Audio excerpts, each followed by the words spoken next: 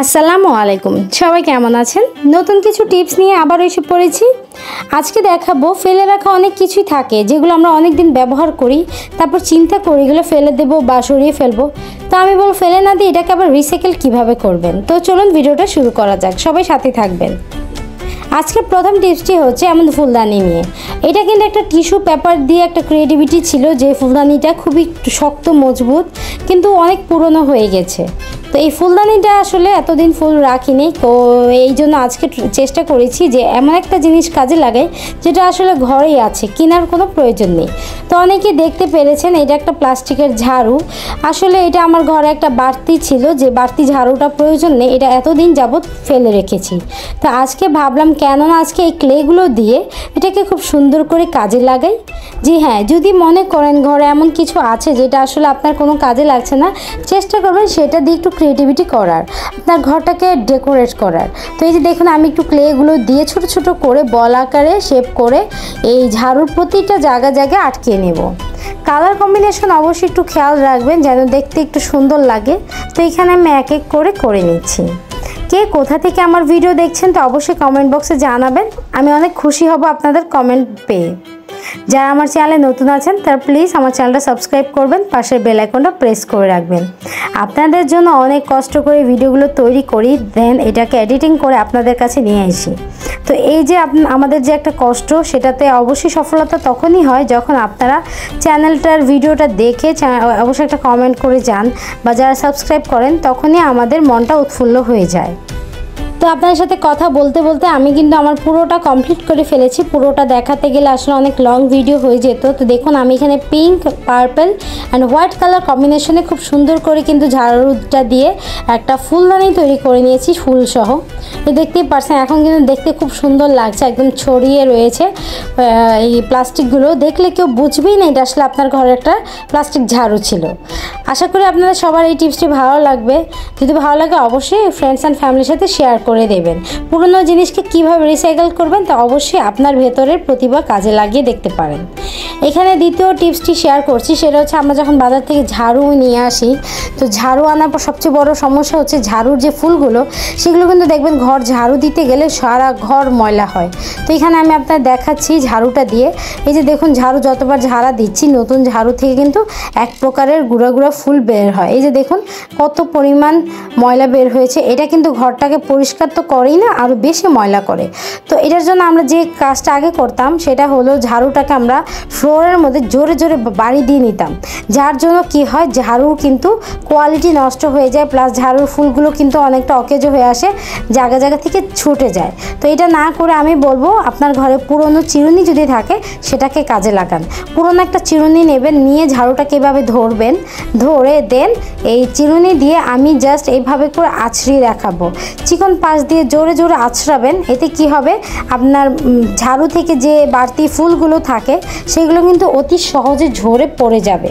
এতে কিন্তু আপনার ঘর আর ময়লা হবে না। এটা কিন্তু অনেক সাধারণ একটা টিপস, যেটা আপনি কাজে লাগালে আপনার ঝাড়ুর কোয়ালিটিও ভালো থাকবে আর দীর্ঘদিন আপনার ঝাড়ু ভালো থাকবে। এতে কিন্তু আপনার ঝাড়ু নষ্ট হবে না। আর যদি জোরে জোরে বাড়ি দিয়ে নেন, এতে কিন্তু ঝাড়ু কিন্তু মেন গোড়া থেকে ঝাড়ুটা অকেজো হয়ে যায়। এতে কিন্তু আমাদের ঝাড়ু বেশি দিন আর যায় না, তো তার জন্য খরচটাও বেড়ে যায়। আশা করি বুঝতে পেরেছেন। তো দেখুন, এই যে যতবার চিরুনি দিয়ে বাড়ি দিচ্ছিলাম ঝাড়ু, অতবারই দেখতে পাচ্ছেন ময়লা কত বেশি পড়ছে ঝাড়ুর থেকে চিরুনির কারণে। এই যে এইভাবে আছড়িয়ে নেবেন, তাহলে প্রতিটা ফুল থেকে এই ময়লাগুলো অতি সহজে কিন্তু চলে আসবে। আশা করি টিপসটি ভালো কাজে দিবে। পুরো ভিডিওটা দেখার অনুরোধ রইল, সাথেই থাকবেন, পাশেই থাকবেন। চলে যাচ্ছি আজকে আমার পরবর্তী টিপসে। আজকের পরবর্তী টিপসে দেখাচ্ছি এরকম পুরনো কুশন কাভার। এই যে পুরনো কুশন কাভার আমার এটা ছিল, কিন্তু এটার চেনটা নষ্ট। তো চেন নষ্ট হয়ে যাওয়াতে আমি এটা ব্যবহার করতে পারছিলাম না। তো আসুন দেখে এটাকে আমি কি কাজে লাগিয়েছি। আপনারা চেষ্টা করবেন আপনার ঘরে পুরনো এসব জিনিস থাকলে আপনি বসে ভাববেন যে আসলে আপনার ঘরে কি কাজে লাগানো যায়। ঠিক এমনটাই কিন্তু আমিও ভেবে দেখেছি যে আসলে এই পুরনো কুশনটাকে কি কাজে লাগাতে পারবো কভারটা দিয়ে। এখানে আমি স্টিচ রাবারটা নিয়েছি, নিয়ে দেন আমি এখন দুই পাশে এই যে দেখতেই পাচ্ছেন ভিডিওতে যেভাবে দেখাচ্ছি সেম একই সাইজ করে দুই পাশে আটকে নেব। আমি দেখাবো আজকে এটা আসলে আমি কি তৈরি করেছি। এখানে আমি প্রথমে সুতা দিয়ে এটাকে আটকে নেব, এখানে মাপ মতো কেটে নিলাম।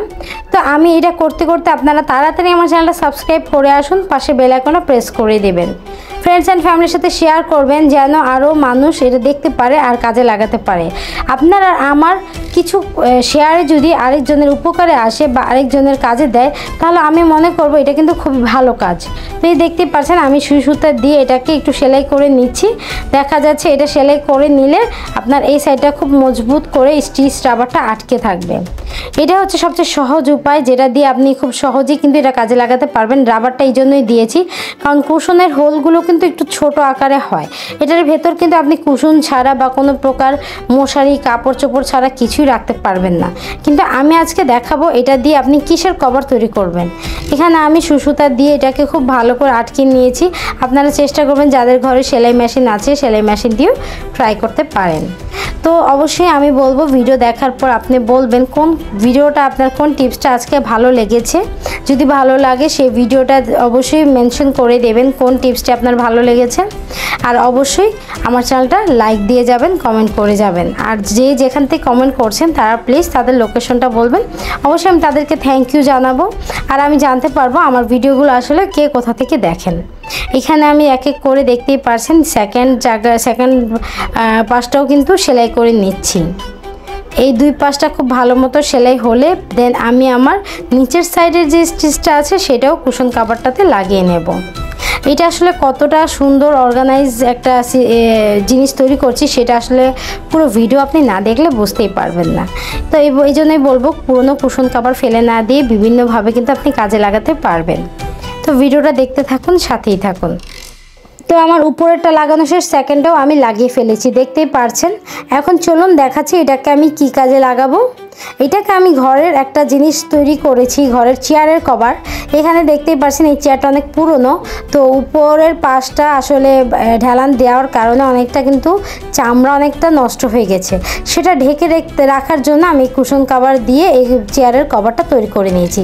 দেখতেই পাচ্ছেন ইনস্ট্যান্ট এই রাবারটা দিয়ে কিন্তু আপনি সহজে খুলতে পারবেন, সহজেই লাগিয়ে নিতে পারবেন। তো এই যে দেখুন অনেক সুন্দর লাগছে দেখতে আর একটু গর্জিয়াস দেখে মনে হচ্ছে, তাই না? তো এইভাবে করে কিন্তু আপনারা অবশ্যই বাসায় ট্রাই করে দেখতে পারেন। আশা করি আমার আজকের ভিডিওগুলো আপনার ভালো লেগেছে। যদি ভালো লাগে প্লিজ সাথেই থাকবেন। আসসালামু আলাইকুম, আল্লাহ হাফেজ।